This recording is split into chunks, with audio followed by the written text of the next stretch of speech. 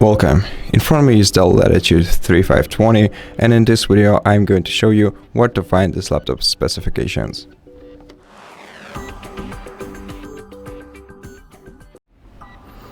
Open the Start menu, then go to Settings, open the System tab, scroll down the list to About section, open it, and here you'll find all the specifications of your device.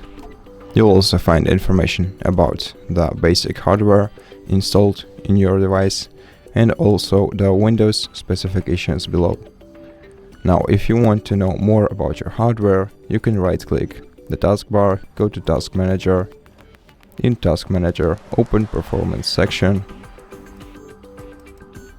and here you'll find the specifications of each basic element of your hardware.